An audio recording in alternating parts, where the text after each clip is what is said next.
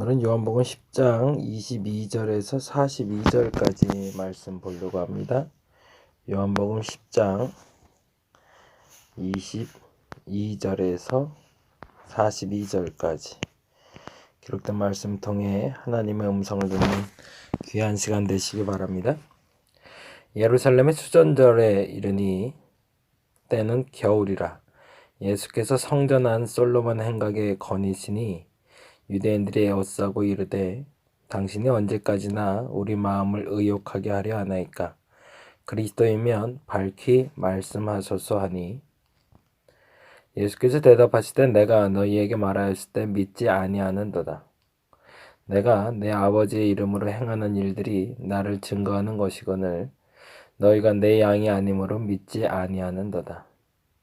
내 양은 내 음성을 들으며 나는 그들을 알며 그들은 나를 따르느니라.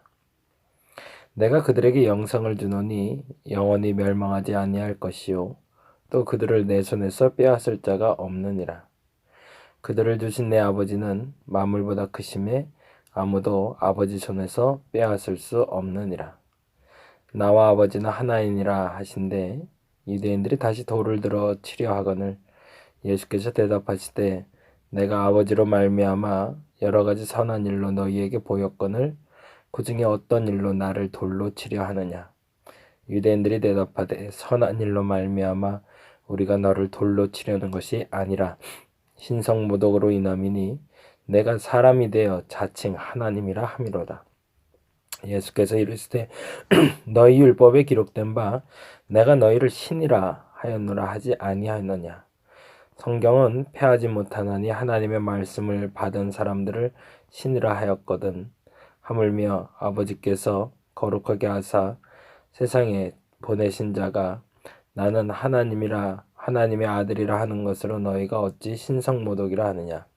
만일 내가 내 아버지의 일을 행하지 아니하거든 나를 믿지 말려니와 내가 행하거든 나를 믿지 아니할지라도 그 일은 믿으라. 그러면 너희가 아버지께서 내 안에 계시고 내가 아버지 안에 있음을 깨달아 알리라 하시니 그들이 다시 예수를 잡고자 하였으나 그 손에서 벗어나 나가시니라. 다시 요단강 저편 요한이 처음으로 세례 베풀던 곳에 가사 거기 거하시니 많은 사람이 왔다가 말하되 요한은 아무 표적도 행하지 아니하였으나 요한이 이 사람을 가리켜 말한 것은 다 참이라 하더라. 그리하여 거기서 많은 사람이 예수를 믿으니라. 아멘. 참 재미난 본문이 지속되고 있어요. 예수께서 사람들을 만나러 나오신 장면에서 끊임없이 어떤 사람들과 만나며 변론하고 계시고 그 변론의 결론들이 어떻게 나가고 있는지를 보고 있는데 꼭 우리의 모습을 보는 것 같아요. 본 것 같은데 보지 않는 사람들, 알 것 같은데 알지 못하는 사람들. 그런데 보지 않아도 알지 못해도 믿어지는 사람들. 여러분은 어떤 사람이면 좋으시겠어요? 제 생각에는 사실은 가장 좋은 건 알지 못해도 보지 못해도 그냥 믿을 수 있으면 참 좋겠습니다.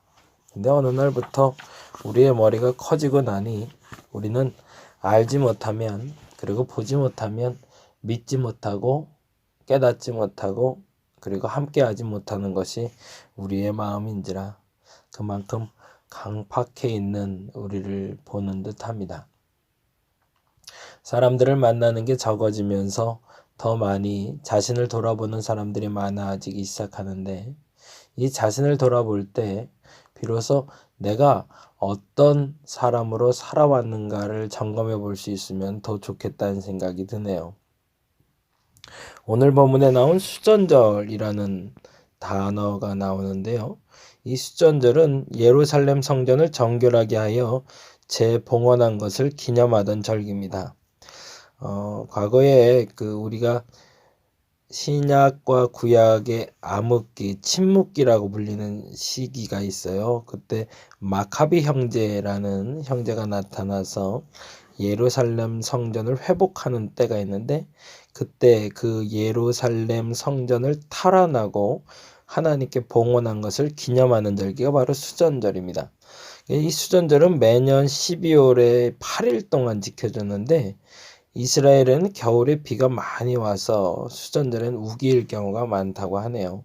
그래서 사람들이 보통 차가운 비를 피해서 솔로몬 행각에 많이 모였는데 이 행각이 이방인들의 뜰에 있고 그리고 행각이 좀 넓게 사람들이 모일 수 있는 공간이 마련되어 있었기 때문에 율법을 가리키는 사람들, 배움을 들으려는 사람들이 많이 모이던 곳이라고 합니다. 그곳에서 예수께서는 사람들을 만나고 계시는 거죠. 그런데 스스로의 마음에 갈등이 든 사람들이 자꾸 쫓아와요. 이 또한 얼마나 감사한 일인지 몰라요. 앞서 말씀드린 대로 그냥 보지 않고 듣지 않고도 알고 믿었으면 좋겠는데 뭔가 이 확신이 안 쓰니까 계속 쫓아오면서 물어보는 거죠. 그리고 대대로 이렇게 얘기합니다. 24절에 보니 유대인들이 에워싸고 이르되 당신이 언제까지나 우리 마음을 의욕하게 하려 하나이까 그리스도이면 밝히 말씀하소서. 풀어 얘기한 거죠. 언제까지 그렇게 자꾸 돌려 말할 거냐고. 당신이 그리스도면 그리스도라고 그냥 얘기하라고. 그러면 어떻게 하겠다는 얘기예요? 믿겠다는 얘기예요? 믿지 않겠다는 얘기예요?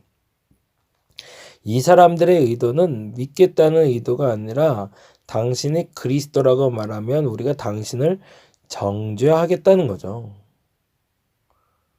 그 의도를 아시는 예수님께서 굳이 그들에게 그리스도라고 직접 말할 필요가 없는 거죠. 그러니까 실상 25절에 예수께서 이렇게 말하신 이유, 25절에 이렇게 돼 있잖아요. 예수께서 대답하시되 내가 너희에게 말하실 때 믿지 아니하는도다 라고. 무슨 말이죠? 내가 계속 말했잖아. 그런데 너희들이 믿지 않아놓고서 왜 지금 와서 딴소리야? 그건 무슨 말이에요? 내가 말해도 너희는 나를 그리스도로 영접하는 것이 아니잖아. 그것이 내가 잘못 말했다고 말하려고 하는 거잖아. 라는 이야기신 거죠. 그리스도에 대한 의문이 생깁니다. 사건 해결에 대해서 하나님의 선한 일에 대해서 알고 싶습니다. 하나님의 뜻을 구하는 사람들을 만나게 돼요. 하나님의 뜻이 무엇인지 자꾸 물어보고 음성 듣기를 원하는 사람들이 있어요. 그래서 그 뜻이 하나님 뜻이라면 자기가 행하겠다고 그래요. 심지어 어떤 사람은 하나님이 나타나서 이것이더라 콕 찍어주면 정말로 서슴없이 그 일을 하겠대요. 근데 제가 화가 나건데 다 거짓말이에요. 그런 사람이 없더라고요. 콕 찍어줘서 말해줘도 안 하더라고요. 그게 맞다고 말해도 안 하는 걸 어떻게 해요? 자기가 원하는 정답이 아니면 아무리 정답을 얘기해줘도 그 정답을 인정하려 들지 않으니 그러니 결국엔 그런 사람들에게 정답을 말해주기보단 정답을 알 수 있도록 시간이 필요하니 그 시간 동안 그가 지치지 않고 혹은 딴 길로 가지 않고 제대로 깨달을 수 있도록 기도하는 수밖에 없는 거죠. 목회자로서 가장 어려운 시간들이 그 시간인 것 같아요. 때때로는 저도 목사인지라 그리고 성도들을 만나고 하나님과 교제하다 보면 어떤 이들에겐 이렇게 탁 얘기해주면 야 이게 정답인데 저대로만 살았으면 좋겠다라고 싶을 때가 있어요. 근데 이 이상해도 딴 생각을 해요. 대다수의 그렇게 말하는 사람 치고 그렇게 사는 사람을 그리 많이 보질 못했어요. 단적인 예로 지금쯤 좀 기도 시간을 좀 가지라고. 그것이 명령이 아니라 그런지 그거 안 하면 죽을 것 같지 않아서 그런지 안 하더라고요. 끊임없이 성경 보라는 얘기를 합니다. 그냥 성경 보는 것이 아니라 계속 반복해서 봐서 그 성경 말씀 때문에 오늘 문제에 대한 해답을 찾을 수 있도록 준비하라고 말을 해요. 안 하더라고요. 너무 중요한 것들을 너무 쉽게 생각한 것일까? 아니면 너무 중요한 것이 너무 쉬워 보여서 안 하는 것일까? 아니면 그 너무 명확한 답이 자기 마음엔 합한 것이 아니어서일까? 여러 가지 이유가 있겠죠. 근데 중요한 건 본인이 알고자 하는 진리가 아니라 본인이 알고 있는 것을 확인하고 싶은 게 사람들의 마음이기 때문인 듯합니다. 왜 기도하시죠? 왜 성경을 보실까요? 왜 지금 우리가 이런 불만과 불평 가운데 문제 가운데 하나님께 나갈까요? 사실 하나님의 뜻을 알기 위해서 아닌가요? 그러면 그리스도가 그리스도임을 밝게 말하신다면 따라가야 되는 거죠. 어저께 이제 창세기를 다시 읽기 시작했는데 감사하게 이제 삼독제 들어가기 시작했어요. 2월 달부터 읽기 시작했는데 그저께 계시록 딱 보고 이제 어제부터 다시 창세기 보기 시작했는데 창세기에 재미난 단어를 찾았어요. 그 단어는 뭐냐면 아브라함이 하나님 앞에서 이삭을 아들로 주리라. 정확히 말하면 내가 이 땅에서 자손이 모래알같이 많으리라 별과 같이 많으리라는 얘기를 듣는 때가 있더라고요. 그게 75세 때부터잖아요. 그리고 100세의 아들을 낳는데 몇 번 들을까요? 6번을 듣더라고요. 그런데요, 6번 들을 때마다 아브라함의 믿음이 변함이 없었어요. 75세 때나 86세 때나 그냥 될 거라고 믿어요. 참 대단한 사람이죠. 그리고서 그러고 살아요. 건강관리도 했겠죠. 그리고 자기는 아이를 낳을 거라고 계속 믿고 가는 거죠. 근데 언제 못 믿냐면 그 99세가 됐을 때 그때는 못 믿어요. 사라가 웃거든요. 사라가 비웃는 모습을 보고 자기도 약간 마음이 상했던 것 같아요. 근데 그때도 다시 믿음을 세우고 아브라함이 아들을 낳더라고요. 하나님이 때때로 우리에게 그냥 한 번 혹은 2번 그것을 시간 간격을 두고 계속 얘기해 주실 때가 있어요. 반드시 이루어질 거라고. 그러면 우리는 단순한 건 아니지만 너무 무조건적도 아니지만 그 하나님이 어떻게 이루어 가실지는 모르겠지만 그 하나님을 믿는 그 믿음이 저와 여러분에게 있었으면 좋겠습니다. 밝히 말해달라고 그러고 말했는데도 못 알아듣는 건 그건 아무 의미가 없기 때문에 그렇습니다. 그래서 예수께서는 이런저런 얘기를 다 하시다가 마지막엔 그렇게 얘기하시죠. 38절에 보니 이렇게 돼 있잖아요. 37절이네요. 만일 내가 내 아버지의 일을 행하지 아니하거든 나를 믿지 말려니와 내가 행하거든 나를 믿지 아니할지라도 그 일은 믿으라.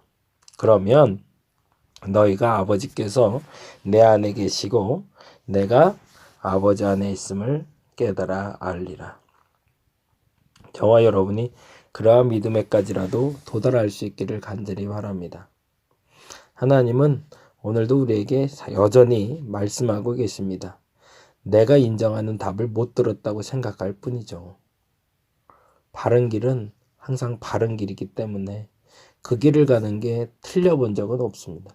그런데 내가 생각하는 바른 길이 다르기 때문임을 인정하시고 오늘 그 하나님 앞에 머물 수 있는 저와 여러분 되시기를 간절히 바랍니다. 기도하겠습니다. 당신이 그리스도라면 밝히 말해달라고 말했던 유대인들처럼 지금 우리는 동일한 질문을 던집니다. 좀 명확하게 얘기해달라고, 이렇게 하라고, 그러면 이렇게 하겠노라고. 그런데 우리는 사실은 그렇게 할 마음이 없습니다. 정확히 표현하면 내가 원하는 대로 말해주셔야 정답이라고 말합니다. 아니지다라고 고백할 수 있는 사람이 얼마나 많을까 싶습니다. 하나님이 맞다 하면 아브라함처럼 아멘하고 쫓아갈 수 있는 우리 되게 하여 주시고 하나님이 맞다 하시면 아브라함처럼 기다릴 수 있는 믿음 또한 허락하여 주옵소서. 그리고 하나님이 이루어가는 것을 보게 하여 주옵소서. 만일 듣는 것으로 내 믿음이 세워지지 않는다면 주께서 말씀하신 것처럼 예수님의 행하심을 보고 믿고 따라가 예수께서 행하신 일로 말미암아 내 믿음이, 내 결과가 견고해지게 하여 주시옵소서. 감사합니다. 고마우신 예수님 이름으로 기도드렸습니다.